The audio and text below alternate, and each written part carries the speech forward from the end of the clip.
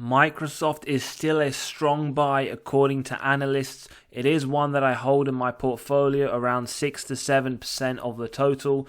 And today we're going to take a look. We're going to run it through our valuation model, getting to what we believe the intrinsic value to be, and based on our own investor margin of safety, get to our acceptable buy price. We'll take a look at the income statement based on their latest earnings, looking at how their top line revenue as well as their bottom line net income is progressing. Looking at how safe this company is, a quick look at their balance sheet, if everything is as strong as it usually is. We're going to also confirm how they've performed on a year-to-date and 5-year date basis versus some well-known competitors, and we'll also run them very quickly into our dividend safety, get the score, take a look at some important financial metrics, and as always we'll take a quick sneak at whether institutions right now at current prices are buying or selling. So let's jump straight in. They've had a phenomenal run, up 56% year to date, far outperforming the S&P up around 17%. It is trading towards the 52-week high that we did see not too long ago, and it does offer a yield of 0.8%. Now, if you had bought this company 10 years ago without reinvesting those dividends, you would be up 876%. Absolutely incredible. But what we can see, to take note, it did hit its all-time high for the period in 2021 at $336 before coming all the way down, as we see, to the very low 200s at the back end of last year, and it has now picked up to a very strong all-time high. So let's take a look very quickly at the company, their total revenues. Now, yes, 3 to 7% is what we target for each company. June 2019, $126 billion on the top line. June 23, $212. So incredible growth with Microsoft, which we've come to love with this company. And on top of that, year-on-year increases, as we can see. And we can see they're trading 12 months. So realistically, their annual report was from June 23. So this is around half a year. They are showing some nice signs of growth over the last 6 months of the year. Now, on the bottom line net income, how does that compare? Well, 39 billion reported in June 2019, 72 billion in their latest annual report. So again, some incredible growth, nearly double on the bottom line, but we do see increases year on year up to around 2022 before flat on that bottom line. So whilst it has increased their top line, we do see the last 2 years bottom line remaining fairly flat. Now, if we quickly look at their balance sheet, total cash versus total debt. Now, they do have one of the best balance sheets in terms of the S&P 500 alongside Johnson & Johnson with a very strong credit rating. Now, 133 billion of cash and short-term investments in 2019. 144 billion from their latest report. So they're holding 10 billion more cash than they did 5 years ago. And what an amount of cash, significant. Now, when we compare that 144 billion to their debt numerically and directionally, well, their debt did increase from 86 billion in 19 to 106 billion. So there is something just to bear in mind, but they still have a significant amount of cash. And if they wanted to, on any one day, they could pay off all of their debt. So a phenomenal balance sheet. Now, yes, they have good income statement, yes, strong balance sheet, but if the performance of the company isn't strong and the value of the company isn't worth paying as it's overvalued, then that all stands for nothing. So let's take a quick look at their performance. Year to date, up 58%, so this does show the industry as a whole is very, very strong this year, given Microsoft up 58% are only the 4th best performing in the industry. And over the last 5 years, when we see that they are up 252%. So even after the last 5 years, a very strong return of 252%. They are still the 4th best performing. So the industry as a whole has been very strong. But nonetheless, specifically focusing on Microsoft, they have had a great 5 years as well. Now, in terms of what the institutions are doing, well, 69% institutional ownership. Now, we know around 160 billion worth of shares has been sold over the last 12 months, with actually and interestingly less being bought over the same period. So what we do see here, specifically in Q2, a very, very large sale from the institutions of around 108 billion.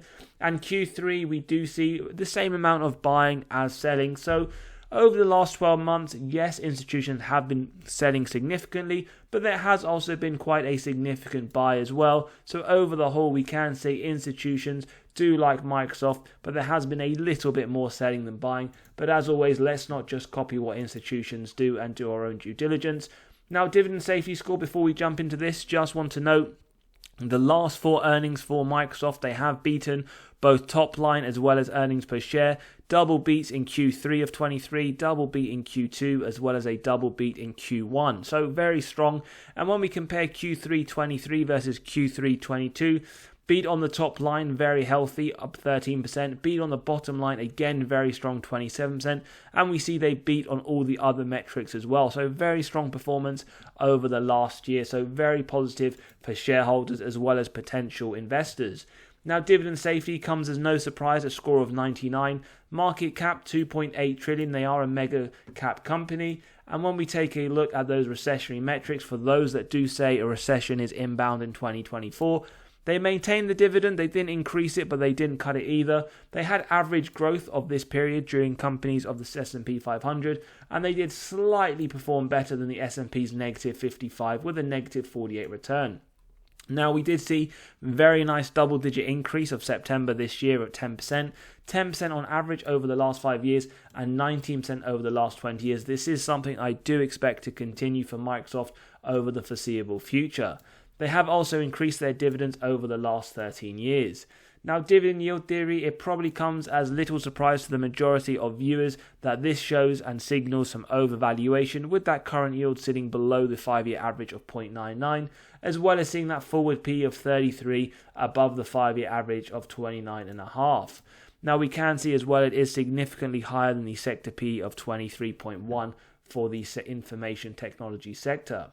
Now, free cash flow payout, as always, below 60%, and it is continually below that. It did hit an all-time high of 46% in 2016, but even since then, it has come down to 34%, with 2024 expected to be roughly in line. So there is a lot of room for growth. I do expect a minimum of 10% increase at the back end of next year as well for those dividends. Free cash flow per share, well, 326 in 2014, 799 in 2023. Nearly 3 times growth, very consistent. There are some times where we do see a little drop, but then we do see it pick back up. With 2024 expected to grow even higher, so very strong in terms of the free cash flow per share. Sales growth, nearly double digits every single year. Was a slightly weak year in 2023, so do bear that in mind. But preceding that, the last 5 years were very strong double digits. And we can see over the last 10 years, the top line has grown nearly 3 times from 87 billion to 212. And on top of that, nice dividend increases, very strong performance. They also do share buybacks, returning excess cash to investor pockets. 8.4 billion in 2014, 7.7 in 2023.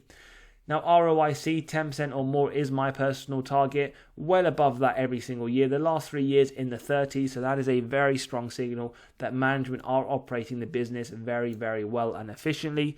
Operating margin, very strong in the high 30s to low 40s, and free cash flows around on average 30%. So very, very strong, very nice to see as an investor.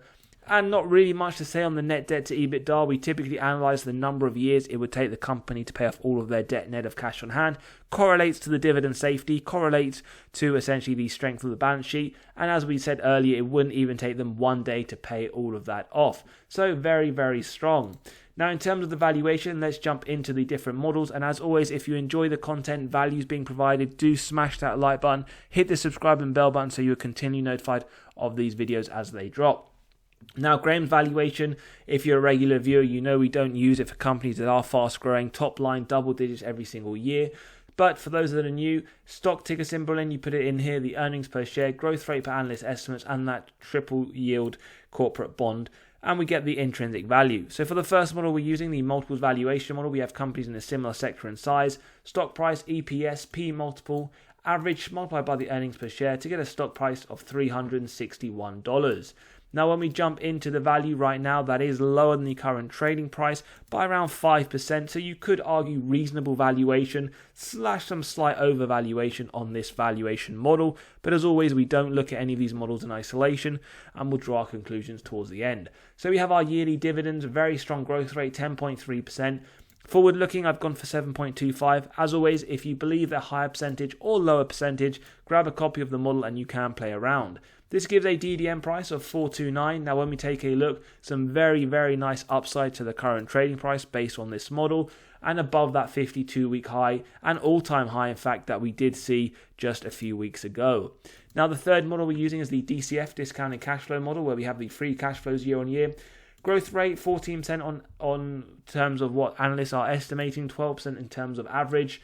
Now with the growth rate we get the present value of future free cash flows and terminal value, add together with the cash, subtract total debt, get to the equity value, divide by shares outstanding to get a DCF price of $382, which is pretty much there at that 52-week high, signaling some reasonable valuation / some slight undervaluation. So now the intrinsic value is just the average of those three models. And don't forget, if you're enjoying the content values being provided, do smash that like button, hit the subscribe and bell button so you are continually notified as these videos drop directly to your doorstep. Margin of safety, now as always, we do start off with 10% if we believe it has a wide moat, strong financial metrics, good forward-looking data, and that would mean a buy up to 351, so it wouldn't even be a buy right now.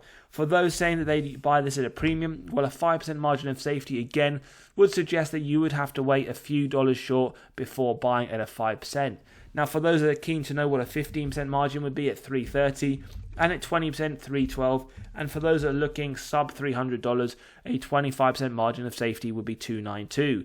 Let me know below what your typical margin of safety that you like to aim for stocks, and what your buy would be for Microsoft, whether it's at current price or at a slightly lower price.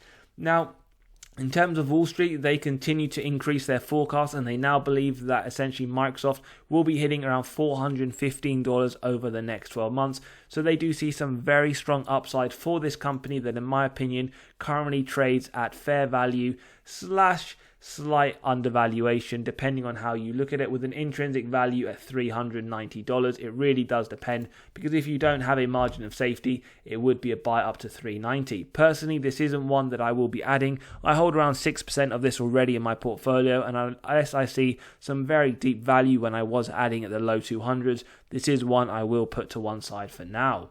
As always, if you want to grab a copy of the valuation model to get to the intrinsic value or acceptable buy price of companies in your own portfolio or watch list, do click on that pinned comment below. If you've enjoyed the video, just hit that like button. In fact, smash the like button, hit the subscribe and bell so you are continually notified of these videos as they drop. And as always, have a great day. Catch you all on the next episode and take care.